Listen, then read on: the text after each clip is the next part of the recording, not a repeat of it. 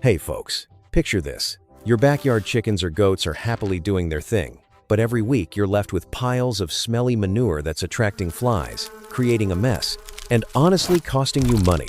You're paying high electricity bills, high gas bills, and worried about power outages hitting your homestead. Sound familiar? What if I told you that same waste could be turned into free cooking gas for your kitchen, and even electricity to power lights, fans, or charge batteries? No more depending completely on the grid. Today, I'm walking you through my complete VAC energy loop. That's vegetable garden, aquaculture pond, and chicken or livestock coop all working together in one sustainable system powered by biogas from animal manure. This isn't some fancy, expensive setup.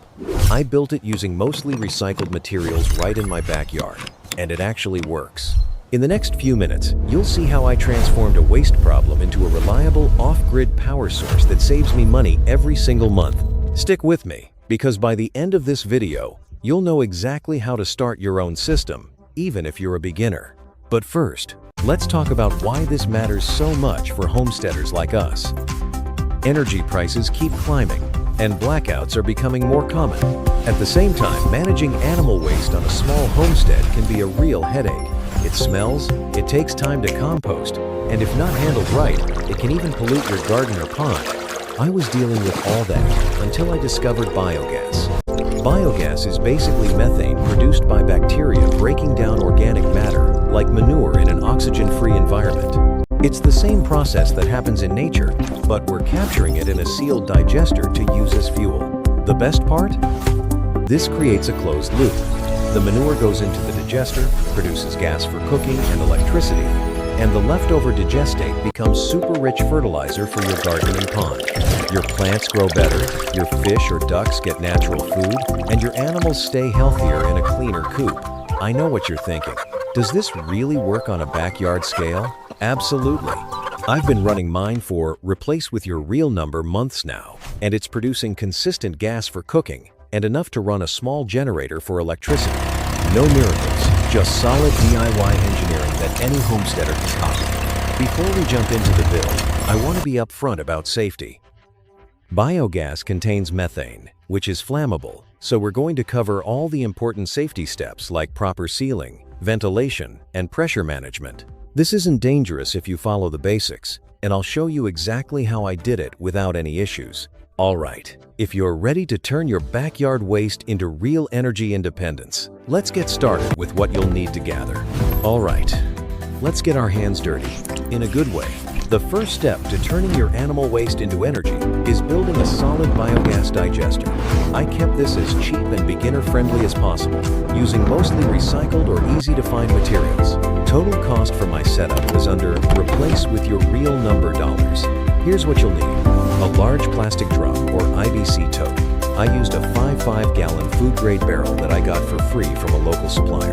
You'll also want some PVC pipes for the gas outlet and inlet, a few fittings, rubber seals or silicone to make everything airtight, and some valves to control the flow. For the slurry, we'll mix fresh manure with water. Optional but helpful, a small solar heater or insulation to keep the digester warm in cooler weather, because bacteria love temperatures around 70 to 100 degrees Fahrenheit. Start by preparing the location.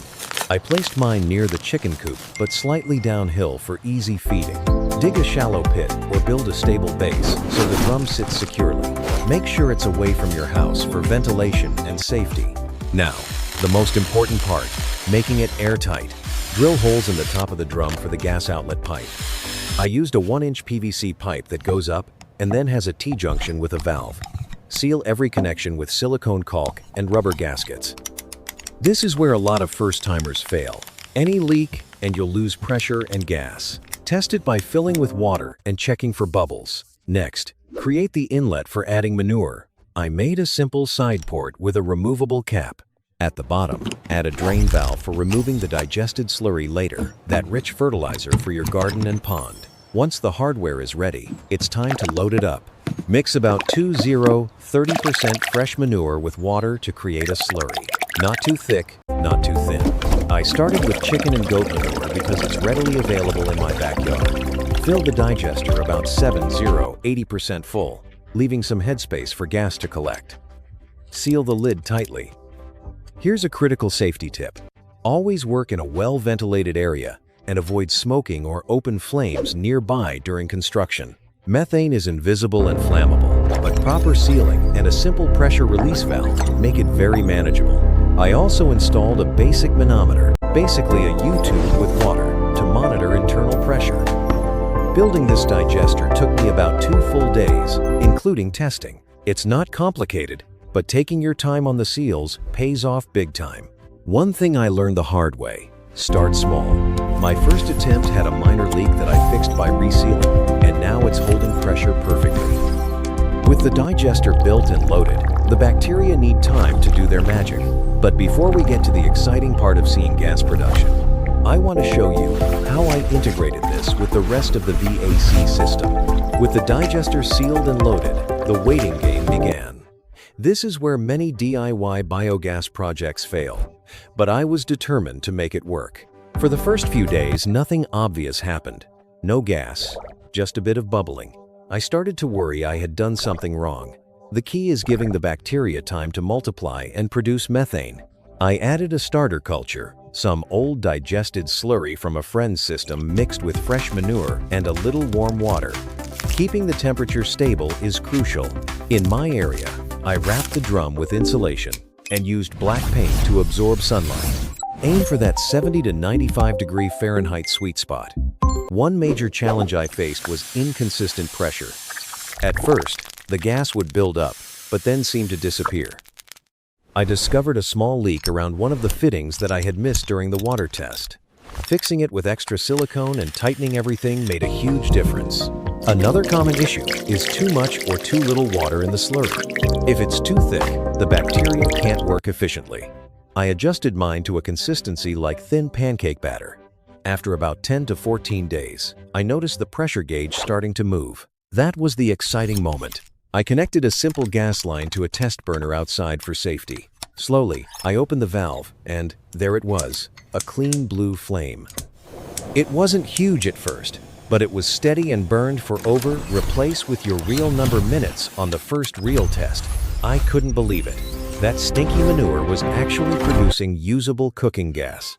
This is also where the VAC loop really starts to shine. The digestate I drained from the bottom wasn't just waste anymore. It was nutrient-rich liquid fertilizer. I diluted it and used it on my garden beds and pond. Within weeks, my vegetables grew noticeably faster and healthier, and the fish in the pond had more natural food. The chickens stayed cleaner because I could remove manure more regularly without it piling up. But let's talk about safety again, because it's non-negotiable. Never light the gas indoors until you're sure there are no leaks. I installed a simple flame arrestor and keep a gas detector nearby. Always have good ventilation. If you smell anything unusual, shut everything down and check seals. These steps kept my system running smoothly without any scary incidents. The first successful burn was a game changer. It proved the whole concept. From there, production got better and more consistent as the system matured. I was cooking small meals on it within a month. If your system is slow to start, don't give up. Most people quit too early. The troubleshooting I did, adjusting the mix, fixing leaks, and maintaining temperature, turned it from a failed experiment into a reliable source of free energy. With steady biogas flowing, it was time for the most exciting part, turning that animal waste fuel into actual electricity. I connected the gas line to a small modified generator. I used an old propane generator and converted it to run on biogas by adjusting the air-fuel mixture. It wasn't perfect at first, but after some tuning, it fired right up. Watch this. The generator started humming and produced enough power to run LED lights, a small fan, and even charge a battery bank. On a good day, my system delivers enough gas to cook meals for the family and generate replace with your real number watts of electricity for a couple of hours. That's real off-grid capability from nothing but backyard manure. The complete VAC loop is now fully active. Manure from the coop goes into the digester. Gas powers the kitchen and generator, and the nutrient-rich digestate feeds the garden and pond. My vegetables are thriving with zero chemical fertilizers. The pond water stays healthier with natural nutrients, and the the animals have a cleaner living space. It's a beautiful closed system that reduces waste and lowers my energy bills at the same time. Of course, it's not entirely maintenance-free. I check the seals monthly, monitor temperature, and add fresh manure regularly to keep production steady. In colder months, I might need extra insulation, but overall it's surprisingly reliable. Safety remains my top priority. I never run the generator indoors, always test for leaks before use, and have fire extinguishers and detectors in place. If you're building this, start small, learn as you go, and scale up once you're comfortable. Looking back, this project changed how I think about homesteading. What used to be a waste disposal headache is now my best source of free energy and fertilizer. You don't need thousands of dollars in solar panels or wind turbines to get started with renewable power. With some basic materials and patience, you can harness the power that's already sitting in your backyard. If you're tired of high bills and want more independence, I highly encourage you to try a small biogas digester. Start with 1 drum. Follow the safety steps I shared and build from there. The feeling when you cook your first meal or light up your shed with power from animal waste is incredible. Thanks for watching this full journey.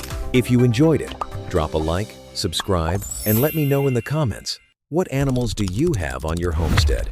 Have you tried biogas before? I'll reply to as many as I can. Drop your questions below, and I'll make more videos on troubleshooting, scaling up, or integrating with solar. Until next time, keep building, keep growing, and turn your waste into wealth. See you in the next video.